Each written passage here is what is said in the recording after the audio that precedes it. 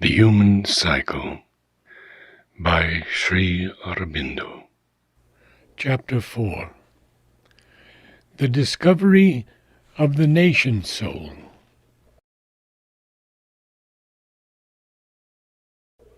The primal law and purpose of the individual life is to seek its own self-development, consciously or half-consciously, or with an obscure, unconscious groping. It strives always, and rightly strives, at self-formulation, to find itself, to discover within itself the law and power of its own being, and to fulfill it. This aim in it is fundamental, right, inevitable, because even after all qualifications have been made and caveats entered, the individual is not merely the ephemeral physical creature, a form of mind and body that aggregates and dissolves, but a being, a living power of the eternal truth, a self-manifesting spirit. In the same way, the primal law and purpose of a society, community, or nation is to seek its own self-fulfillment. It strives rightly to find itself, to become aware within itself of the law and power of its own being, and to fulfill it as perfectly as possible, to realize all its potentialities, to live its own self-revealing life. The reason is the same. For this too is a being, a living power of the eternal truth, a self-manifestation of the cosmic spirit, and it is there to express and fulfill in its own way, and to the degree of its capacities, the special truth and power and meaning of the cosmic spirit that is within it. The nation or society, like the individual, has a body, an organic life, a moral and aesthetic temperament, a developing mind, and a soul behind all these signs and powers, for the sake of which they exist. One may say even that, like the individual, it essentially is a soul rather than has one.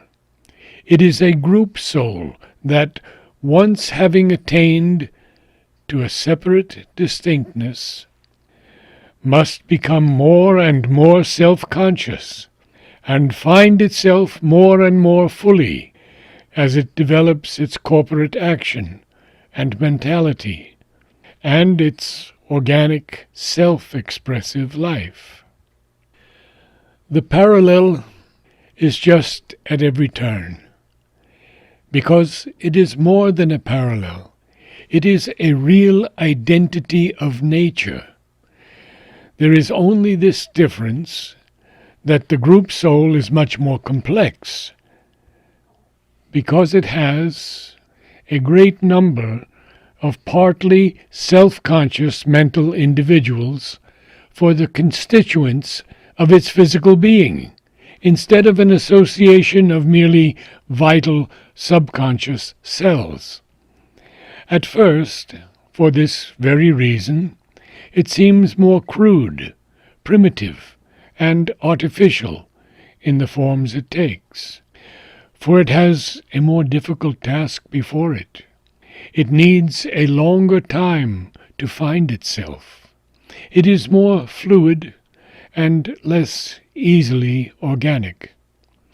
When it does succeed in getting out of the stage of vaguely conscious self-formation, its first definite self-consciousness is objective much more than subjective. And so far as it is subjective, it is apt to be superficial, or loose, and vague. This objectiveness comes out very strongly in the ordinary emotional conception of the nation, which centers round its geographical, its most outward and material aspect, the passion for the land in which we dwell, the land of our fathers, the land of our birth, country, patria, Vaterland, Janmabhoomi. When we realize that the land is only the shell of the body, though a very living shell indeed, and potent in its influences on the nation, when we begin to feel that its more real body is the men and women who compose the nation unit, a body ever changing, yet always the same, like that of the individual man, we are on the way to a truly subjective communal consciousness. For then we have some chance of realizing that even the physical being of the society is a subjective power, not a mere objective existence. Much more is it, in its inner self, a great corporate soul, with all the possibilities and dangers of the soul life. The objective view of society has reigned throughout the historical period of humanity in the West. It has been sufficiently strong, though not absolutely engrossing, in the East. Rulers, people, and thinkers alike have understood by their national existence a political status, the extent of their borders, their economic well-being and expansion, their laws, institutions, and the working of these things.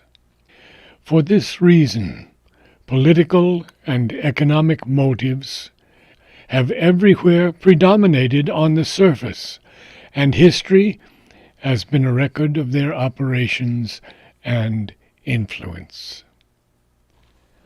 The one subjective and psychological force, consciously admitted and with difficulty deniable, has been that of the individual. This predominance is so great that most modern historians and some political thinkers have concluded that objective necessities are, by law of nature, the only really determining forces. All else is result or superficial accidents of these forces. Scientific history has been conceived as if it must be a record and appreciation of the environmental motives of political action, of the play of economic forces and developments, and the course of institutional evolution. The few who still valued the psychological element have kept their eye fixed on individuals, and are not far from conceiving of history as a mass of biographies.